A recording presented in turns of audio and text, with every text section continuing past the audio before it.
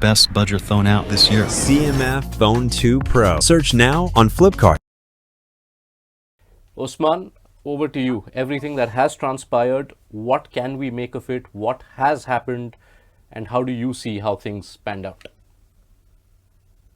Yeah, I mean, it's regrettable that we got to a stage here where there was so much uncertainty about the game till the very last minute. Only a little while ago did the PCB say that, yes, we're going to have a game. It's going to be an hour late or whatever. I think what led us to this situation, there was Handshake Gate, of course, but I think the PCB, when they look back on this, after the dust has kind of settled, they'll probably realize that there were a couple of missteps there in the way they went about this. First of all, from speaking to PCB officials, they clearly believed that they had some valid reasons to kind of object and complain about Andy Pycroft's actions that day. And I think those objections were centered more around the protocol of who he spoke to and who he told or who he did not before the no handshakes thing came about. I think so. They believed they had those valid objections and complaints to make.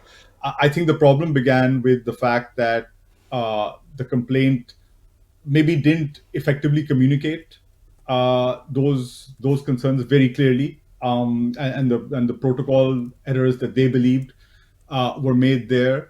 And I think the other misstep that they took after that, after making that complaint, the other misstep that they took was, and Shanky is right completely. Shashank is right that they did not say this publicly, but it was, there were journalists who were being briefed by people around the board, people in the board, that a boycott is on the cards. It's on the table, at least. So, they didn't want to go official with it, but I think they wanted to dangle that threat out there. And that eventually led them to this situation where, at the end of it, they are playing the game. They're going ahead. It's been delayed by an hour, and Andy Pycroft is still the match referee. Although the PCB have just put out a statement just before we went live. Yeah. The PCB have put out a statement that he's Andy Pycroft has apologized, and so it seems like they've kind of made up over it. But I think that that was a crucial misstep that the PCB, at least if they did not officially say that they were going to boycott it, they allowed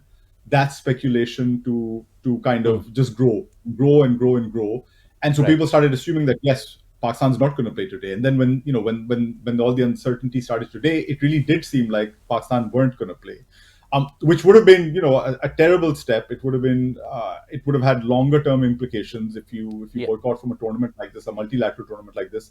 It's not just the financial loss and the legal liabilities that you pick up, which they would have been considerable anyway from a tournament like this, but it would have had a follow-on impact on ICC events down the line and on just Pakistan's reputation. That will they pull out from tournaments if they're not happy with the match referee? Is that how we should do it? So I think they'll I think in the cold light of day they will realize that there were a couple of missteps here. And by the way, one of those missteps, just in general, how the complaint was sent to the ICC has already maybe cost a fairly senior PCB official his job. He's currently suspended, but it may cost him his job in the end. It's unfortunate in that sense. And I think the one good kind of bit of sense that prevailed today was it was good to see that Mohsen Naqvi, the chairman, he called in. I don't know why it took so long, but he called in previous chairman, the people that he succeeded, Najam Sethi and Ramiz Raja.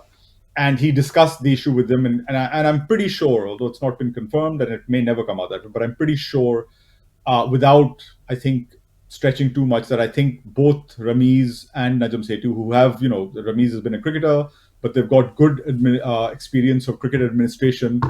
I think they both would have kind of shown him or made him aware of the implications of any action, any drastic action that the PCB may have taken, whether that was a boycott or anything else. I think they would have made him aware that, look, you don't want to go down that route. There are other ways to resolve this. There is always diplomacy that you should seek out. And so, ultimately, all's well that ends well. It has been a storm in a teacup. But, it's terrible for the players to have gone through this. I think, that's one of the things that goes under noticed. I think it was terrible for the players to have gone through something like this over the last couple of days.